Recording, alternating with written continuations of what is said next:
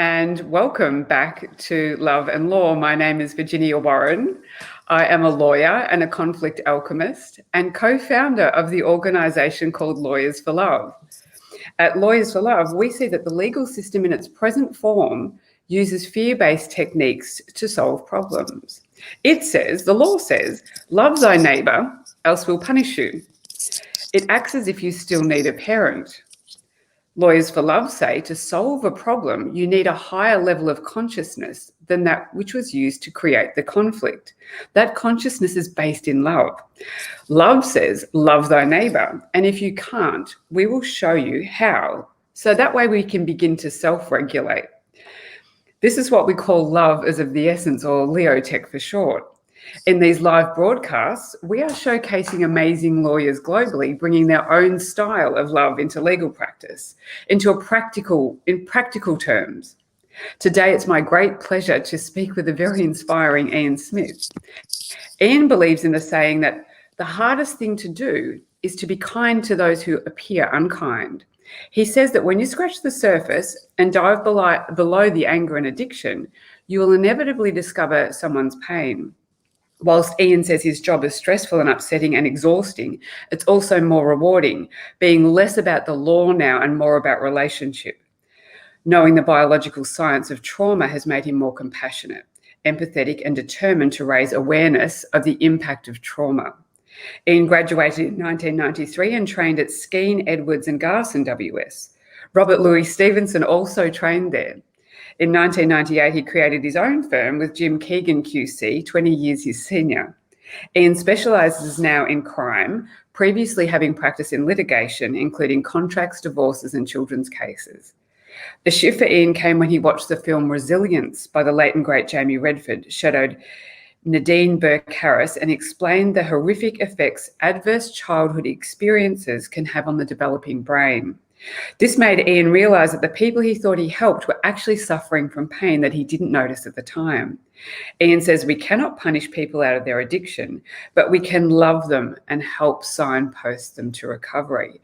And this is what Lawyers for Love are saying. The law says, love thy neighbour, else we'll punish you. Whereas love says, love thy neighbour. And if you can't, we'll show you how. That's a completely different way of looking at things. So welcome to the broadcast, Iain. It's so wonderful to have you here directly from Scotland. And yesterday you were at 9:30 in the night, and I believe you've just gotten off a big panel about trauma and everything else. Yeah. Before we get into all that, I'd really like to sort of ask you, how did you get into law? This is what I ask all these lawyers that we interview, is what motivated you in the first place to become a lawyer? Okay, so my dad was a police officer.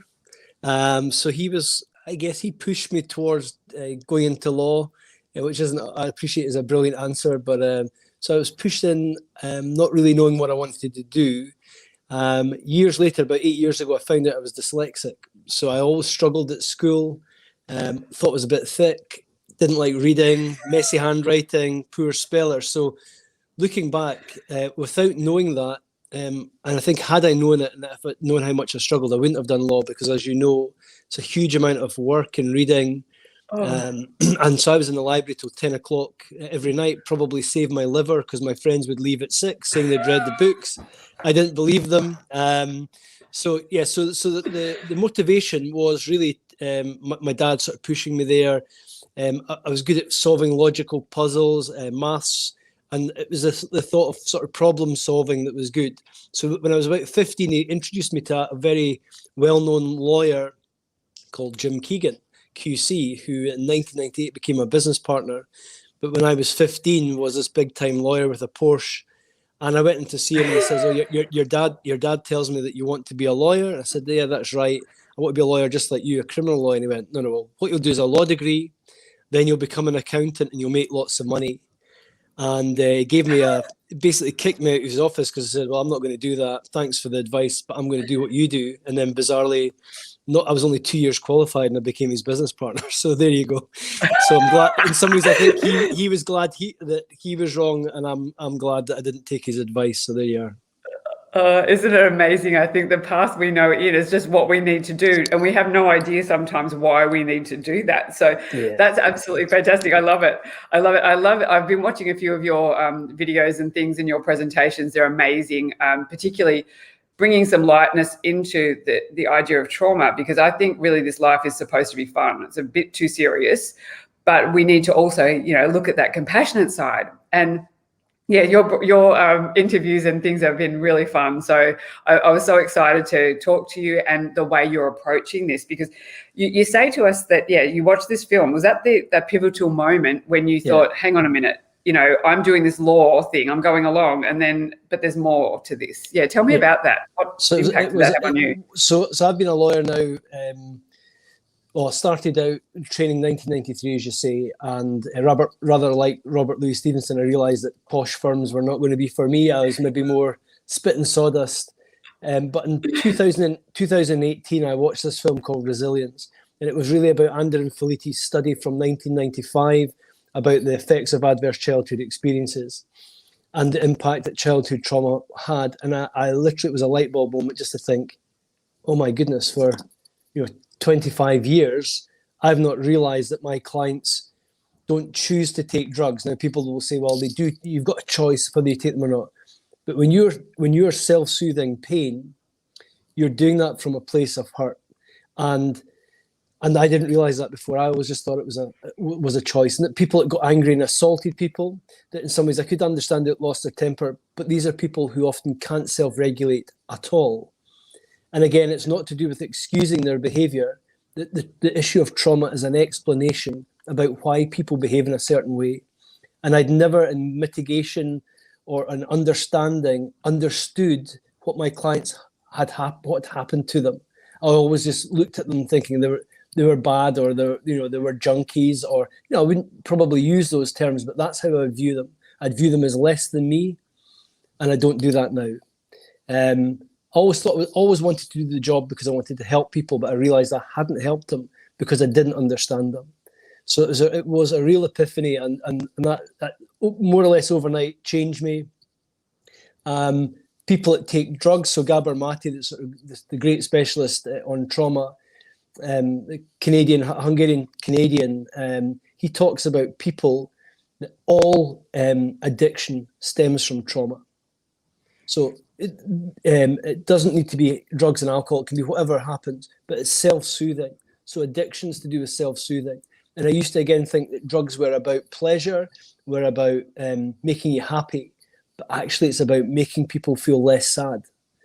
And although that's quite a subtle difference, it's a big difference, because what judges don't understand is all they can see is the bad that comes from it, the house breakings, the thefts, the crappy lives that people are living. And what we do is we don't want to repair or rehabilitate them in Scotland and in Britain generally. We want to squash them down. We want to be punitive and focus on retribution. And that's not going to improve their lives. It's not going to improve victims' lives. It's not going to improve communities' lives. So that's why it's critical. Look, we absolutely agree with that. And that's exactly what we're saying is people are motivated to do things because they think they'll feel better in the doing of it. And often that's an unconscious choice. So they don't even know they're making the choice, and they move to whatever makes them feel better.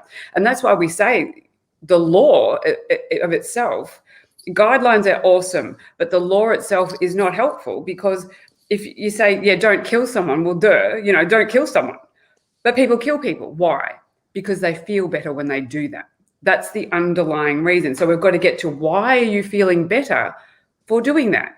It's a really simple question to dive into the human behind that. And it is, as you say, I believe, or we believe here at Lawyers for Love, that love drives everything. We are all looking for love, and somewhere in life we got disconnected from that, and that is usually early childhood trauma. Yeah, so we absolutely agree with that. And so what started happening when you were bringing that into, when you shifted your way of thinking, how did you change your approach from a practical point of view? Yeah, so the first thing that has to be done generally, I think, not just with me, but with everyone, but what I did was I changed. So I changed how I spoke to people. I changed how I listened and heard my clients. So we were all very busy as lawyers. Sometimes it's very difficult to say, I don't ever say to them, tell me about your trauma, or tell me. It's about building relationships. So it's all based on relationships. But by changing how you are, almost inevitably, it was like magic, and I appreciate it's not magic. It's just basic psychology. It is if you treat people in a different way, you treat them well, you treat them as equals, you listen hard, you're empathetic, you're compassionate, then it's amazing what you get back. And this is what I'm trying to explain to judges, because them shouting it and trying to punish people out of a trauma and addiction, it doesn't work. But if they're understanding, if they're empathetic, if they persevere, if they give people hope, then the massive difference that brings is like small miracles. So when I now see and encourage my clients, and it's, obviously as a criminal defense lawyer, I feed off and make money from misery, but I no longer practice in the same way, even if it means helping a 16-year-old boy who's on a pathway for destruction, and I can make 20, 30,000 pounds from him. I will signpost them for help. I am not capable of repairing the harm that's been caused to them in their youth, but I am capable of being compassionate enough to signpost them to where they can get help, to give them a bit of hope, to persevere with them when they fall down, to pass them. For example, our local college now allows pathways from the criminal justice system into college without it being a formal education, without them needing to pass tests, and that they're giving them self-worth. And I'm asking the judges to do the same. And sometimes they look at me quizzically, thinking I've lost the plot. I mean, my career for 25 years was all about destroying people in the witness box. Now I've never lost a jury trial, for example. That's a very good thing to have as a lawyer, but actually is no longer my biggest achievement. My biggest achievement is improving the lives of my individual clients, and on a national level, trying to take people with me from the sentencing council, the judiciary, policymakers, prosecutors, police officers, and my peers. So that's been the most satisfying part of my career, because I actually can see the effect that it has on individual people, but it's also a harm reducer for victims. I especially heard what you said. It was a shift in yourself first. And this is what I believe is necessary for the system, is the lawyers and the judges and all the people associated with the legal system need to know their self first. It's knowing self and integrating your own emotional baggage basically first, understanding who you are. Because what we're doing, I believe, is we're rejecting those parts of ourselves. When we see someone we don't like or their behavior, we say that's unacceptable behavior. Yes, the behavior isn't preferred. We don't prefer people going and hurting each other in society. But if we start rejecting with a hatred for it, and putting them in prisons is really saying I'm rejecting this part of me, I'm rejecting this part of society, and it's rejecting part of the whole. And we can't do that anymore. We are one race. We are humans. Just to say that is bad is to say that we have not yet integrated all of us and said we are okay, but how did we create this? Because I think, from the bench or even other legal practitioners I've seen, particularly in crime, are very sort of disparaging to their clients, and when they can't relate to them, it's just they're simply saying, I'm rejecting you because I reject this in me. So the very important part is for that person to come back, and we need to help the lawyers and the judges first, I believe. Yes. And if we're doing that kind of training, saying, we need to approach our society as a whole and to see that we are all creating what is going on here, because too many people are blaming someone else. It's usually and the trauma, as you say, yes, sometimes we need other professionals to come in, but even to recognize the idea that to blame our parents or blame anybody anymore for what's going on is ridiculous. It's ridiculous. Yeah. Yeah, I mean, so Scotland, it's almost like the Einstein's theory of madness about doing the same things over and over and expecting different results. So Scotland right now is the highest prison population in Western Europe. We're a very small country. Wow. We have the highest prison population in Western Europe, and we have the highest drugs-related deaths in the world. Wow. And we view the Scottish legal system, which is unique from England, and we pride ourselves in about how our system's very good. It relies on corroboration, that we have the best system in the world, and we do all these great things.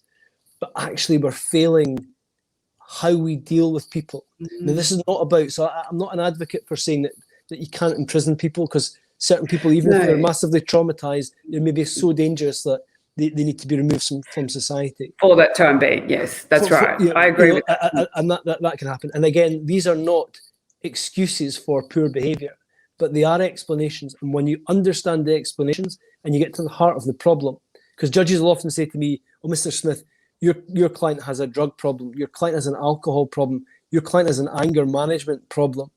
When in fact, no, actually, Judge, their problem is underneath that, and that's their trauma. And if you could see that, then we can start to repair. If we just give someone methadone, if we give them lithium, if we give them anti-abuse for alcohol, that's a sticking plaster. It is not a cure. And so there's two problems for judges. The first problem about trauma is nobody likes to talk about childhood sexual abuse, about parental neglect, about about the scary things that happen to cause you to be traumatized. So nobody likes talking about these things because they're hard to talk about. The second problem we have in all jurisdictions is that when we recognize the problem, the solutions are very hard as well, because there's no overnight fix. There's no easy way to take someone away from that trauma. You don't just say, "We know you were raped and therefore we hear you, you must be in pain," and then it ends, because it doesn't. That's really the beginning. So I think the problem is, for example, on addiction, when we are dealing with addiction of drugs, in other words, drugs and thefts and related matters, as a justice problem, when it's in fact a health problem. Judges in drugs courts, they can be as clever as they want. They're not doctors. They're not psychologists. We're in the wrong forum for dealing with the problem, and the problem is the trauma. And that's my view.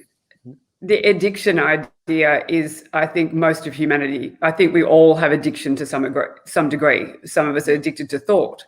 And they play out in different ways. This is the thing. It's not as if one thing is worse or better than another.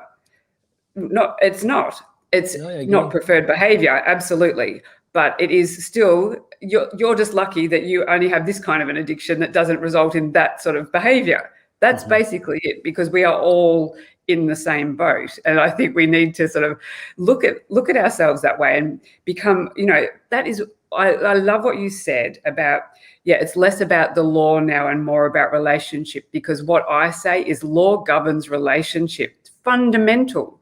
We have been trained as lawyers to step away from the relationship component and the emotion component. And you don't have a human without the emotion. So I don't know how law continues to function on that basis without the idea of you are dealing with real humans in every aspect of law. Yeah.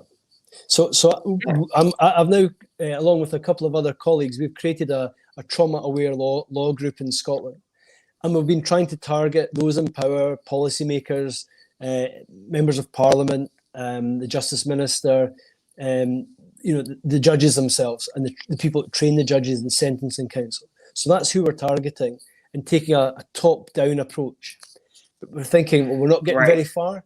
But what we've done, the clever part, I think, of what we've done is we've gone, do you know what? This probably isn't going to work, because they're not really listening. They're focused and trained in retribution, and they don't really know about repair. What we're going to do, we're going to create the next generation of judges.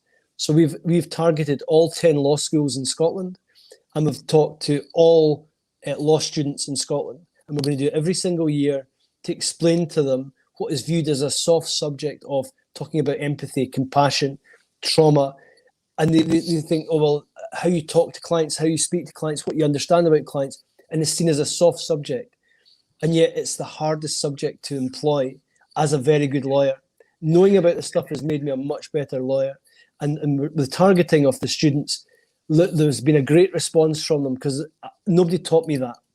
It was, as I say, it was people who were not lawyers that said, "Can't believe you're a criminal lawyer, you don't know why your clients take drugs." I was like, no, I didn't know that. And so these kids are getting it now. We're only talking an hour and a half, but they've got the seed planted, and loads of them have come back and said, "Can I find out more? Can you tell me about books? Can you what should I do?" So that's been the biggest impact, I think, that we've had. And rather strangely, very, very recently, the Sentencing Council of Scotland have amended their guidelines on young people. So they're now so normally in Scotland, a young person is recognised in terms of the justice system up to the age of 21. So that if you get the jail under 21, you go to a young offenders institute. The judges are now, as part of the Sentencing Council, are going to view young persons, not children, but young persons in the system up to the age of 25. The reason that they do that is because the brain is still malleable up to the age of 25. So I think in their heads they're thinking, well, we can offer some help rather than punishment. So that's a positive thing. And within the same guidelines, they've also recognised, they brought out effectively tentatively areas which were helpful. So judges must consider, for example, someone being care experienced. Now we can come back to that because it might be maybe a similar issues in Australia. I can expand on that. So care experience of children that are in care homes, mental health issues, addiction issues. And I then lobbied them and said, well, you're talking about these things. What you're actually talking about is childhood trauma. Call it trauma. Yeah. Call the circumstances that occur childhood adversity, which creates trauma. And then judges will then understand.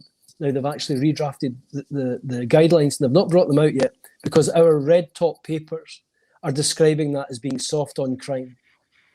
Yeah, that's crazy. It's crazy. Whereas I would describe it, and others much more clever than I am about this, call it smart justice. Doing something for the long-term benefit of the community and that individual to reduce their individual offending and improve the community. And that's the smart part. It's not hard or soft. That's the wrong narrative for a justice system. The narrative has to be, what's the smartest thing to do? Economically, it's the smartest thing to do. Morally, it's the smartest thing to do. And it benefits everyone. But it's like just getting over that hurdle. Like you've said, it's the hardest thing to do. The hardest thing to do is to be kind to those who appear unkind. Absolutely, because that's a part of us we reject. So we don't want to connect with that at all. It's counterintuitive.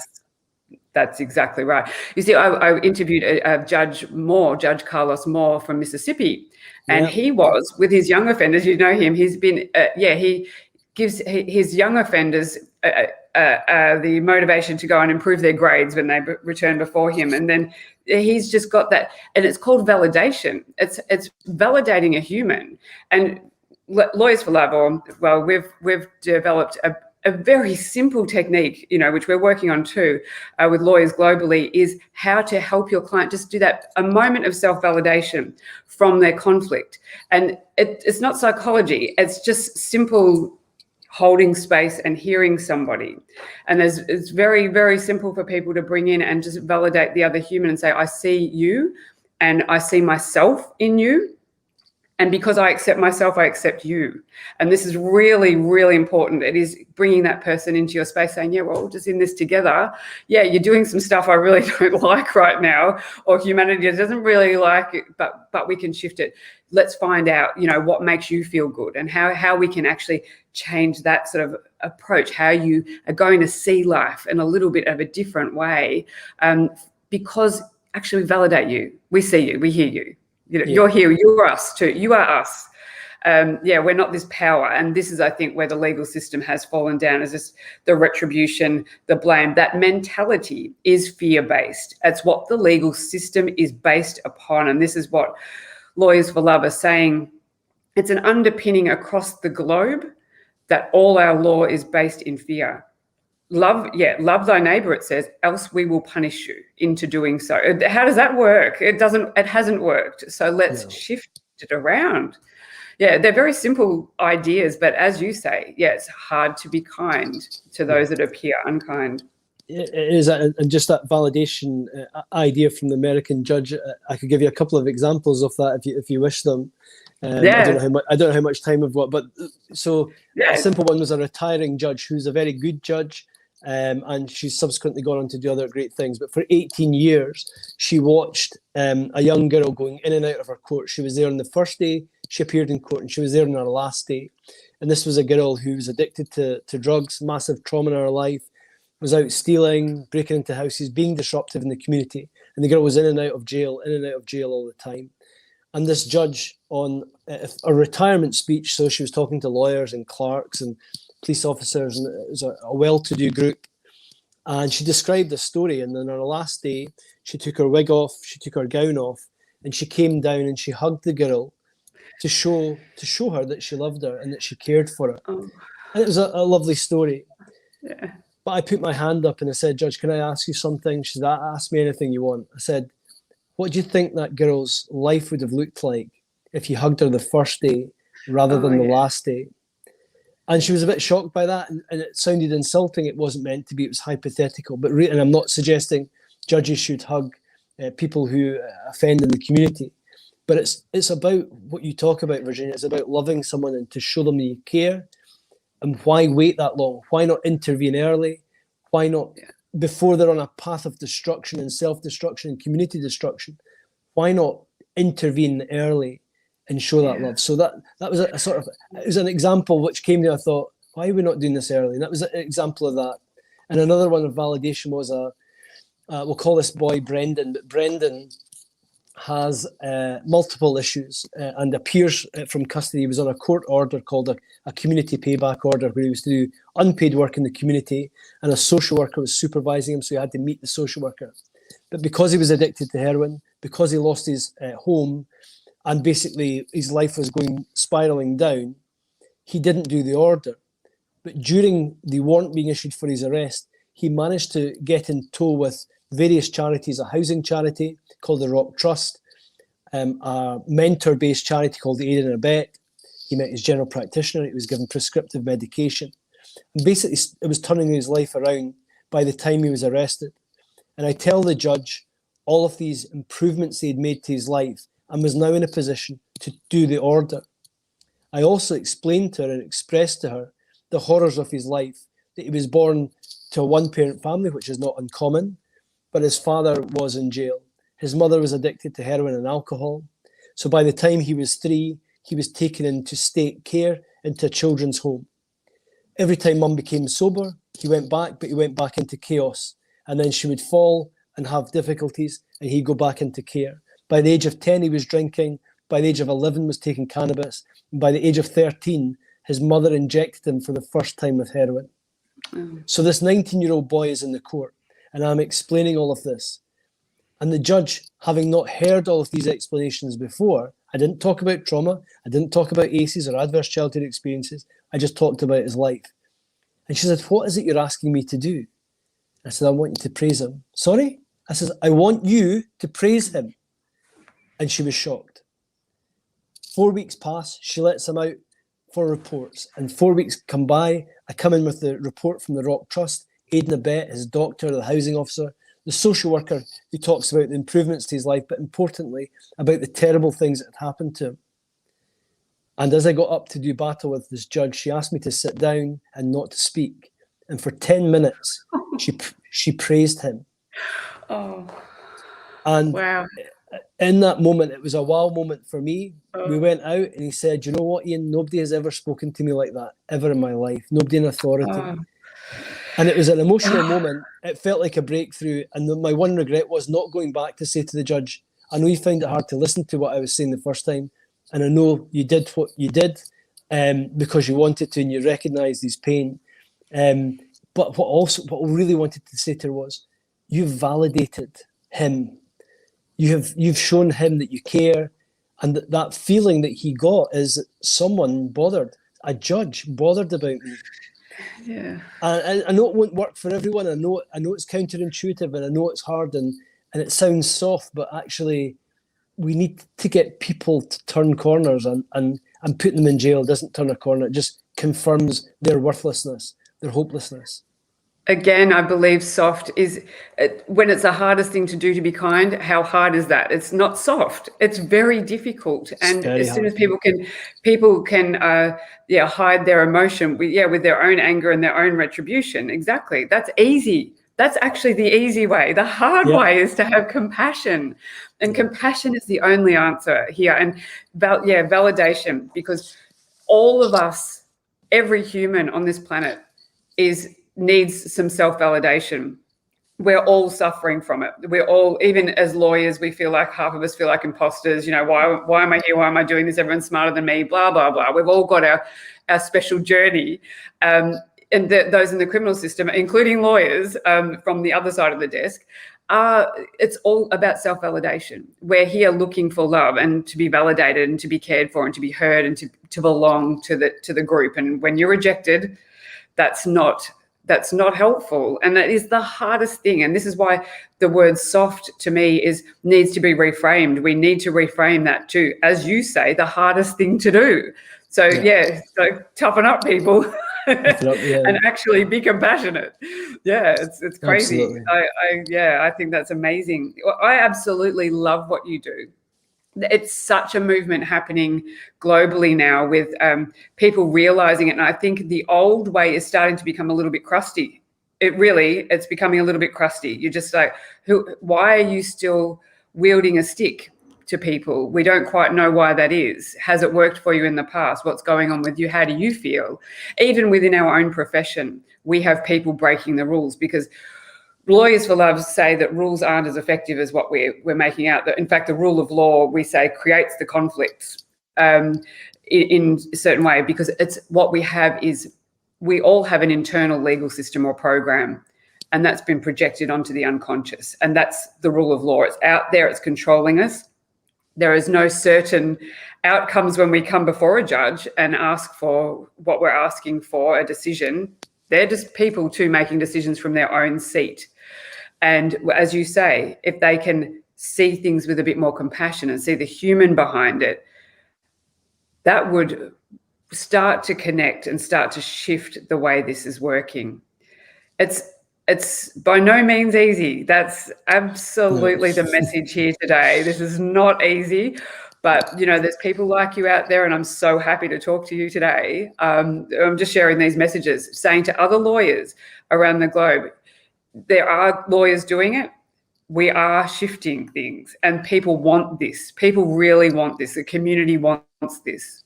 Yeah, you were just talking to a panel a moment ago, I think. Yeah, so I spoke to 54 newly qualified teachers, and you think, well, why is a lawyer talking to teachers? Number one, I was asked to do it, but secondly, they want to know what has the impact been of knowledge about trauma been on my career, and what is it I do, and why do I do it, and what's different about it. And I'll tell them stories about showing Jamie Redford's film Resilience. We have the license for it in my small region. And we go around schools and we show the teachers this, and we do talks. And sometimes the teachers will say to me, I can tell you now who your clients will be in the future from my class. And I have to say to them, look, I can tell you now that you are the person, the buffer, who could stop that. So please don't tell me you know who my clients are going to be, because you could intervene. And early intervention, for me, education is a hugely powerful tool. Preventative measures, harm reduction. These are the things, the clever things we've got to do. Teaching very young children in early years about empathy, about equality, stopping misogyny. All of these things. How can you possibly teach a 5-year-old child these things? But very gently you can. I'm very good friends. Yeah, before I started doing the trauma stuff, I met a lady called Leslie Udwin, and she's a BAFTA-winning film director, produced a film called India's Daughter, which was about the rape of a doctor by 6 men on a bus, and I think it was in 2013. And she did this documentary. So it's a wonderful documentary. But I met her, and she, along with Meryl Streep, created a charity called Think Equal. And it was all about early years education for children and social emotional learning. And those are the bits I'm interested in. Although it's nothing to do with being a lawyer, but actually, this is where the harm reduction happens. That's where the clever stuff happens. By the time they're meeting you and I, Virginia, it's not too late, but the harm that they had suffered when they're young is then perpetuated and continues into their adulthood. I had a case on Friday. It was a 58-year-old man who committed quite a serious offence, and I'm telling the judge all about the terrible things that happened to him when he was growing up. And he said, I'd buy that if he was young, Mr. Smith, but actually he's now 58, he's almost 60.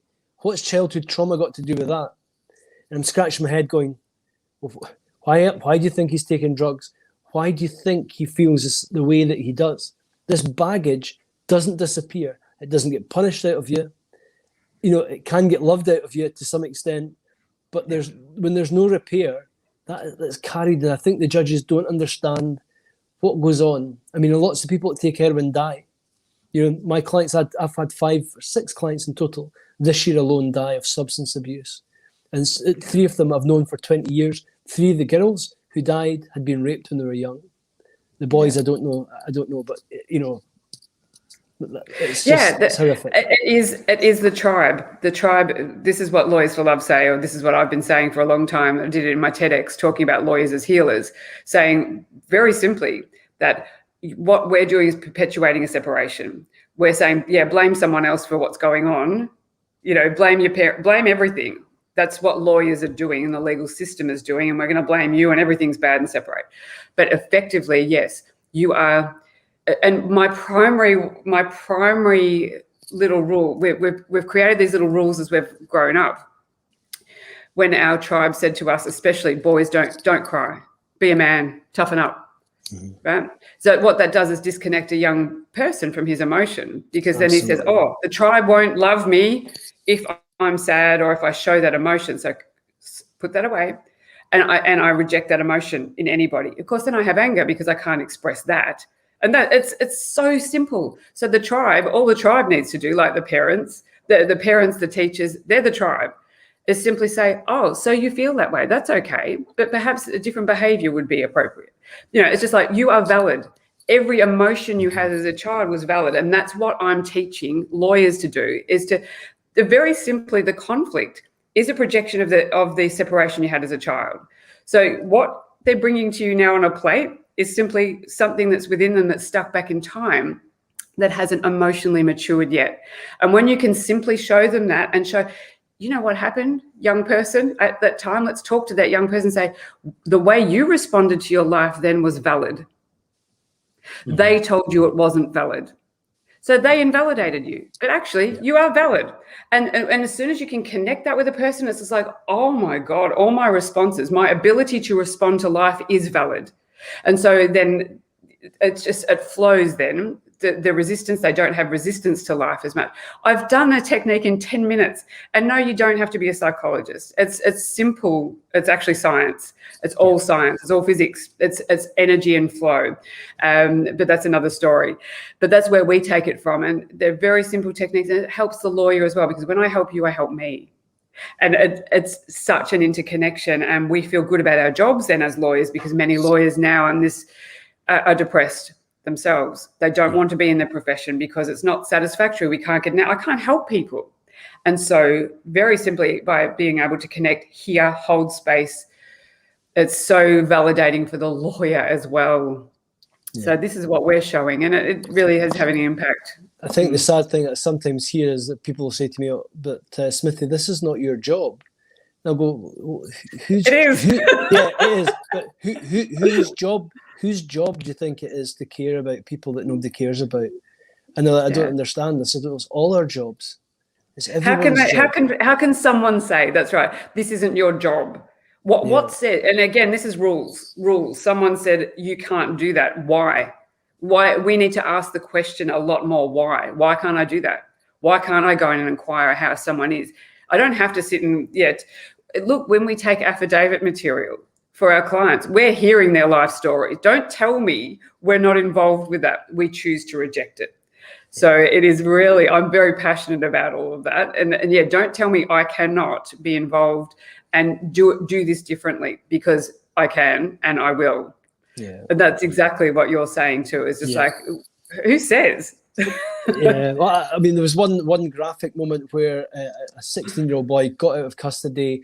Where I work, we have a building that really stores the police, the court, the prosecutor, social work, housing. It's a sort of multi-functioning building. And this boy got out of custody, and I walked him maybe 20 yards to the front desk to speak to housing. And a social worker grabbed me and says, you know that it's not your job.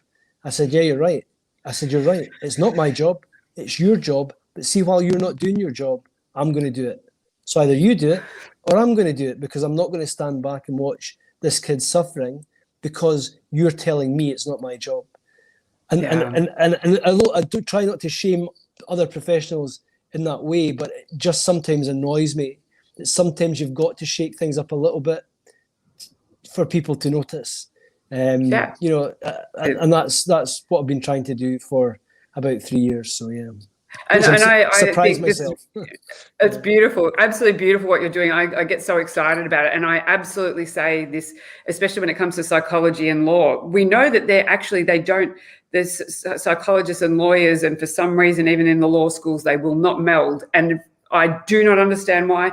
Why are we all holding on tightly to our knowledge and separation? It's a little bit of power, people. Just stop it. Stop it. Let's start working together. We need, this is humans. We're all humans. If COVID's not taught us anything, it's about connection. Let's get back and connect and work together on a playing field that's level. No more hierarchies. Just let's do this. We've all got a different skill set to bring to the table. Yeah. And you have to help people holistically. Staying in your silos and saying, well, that's not my job or it's not your job. It's just bonkers. Yeah. You need a holistic approach to help people, and it's not easy. You know, it's exhausting work, but it's definitely worth pursuing. Oh, I love it. I just love it. I love it. I love talking to people like you. So thank you so much, Iain. We could talk for hours. I just know this, but I so appreciate you being on the program today. Everyone, you can connect with Iain Smith and learn more about him. His email is below if you want to connect in. They've got some great ideas, or if you want to learn more about what he's doing, because he's doing amazing things globally. And now, if you're a lawyer who brings love into law in your own unique way, into practice, then we'd love to hear from you. But otherwise, take good care of you, and I'll talk to you all next time. And thank you so much again, Iain. We'll talk soon, no doubt. Thanks, Virginia, and best of luck to all your listeners. Thank you. Bye.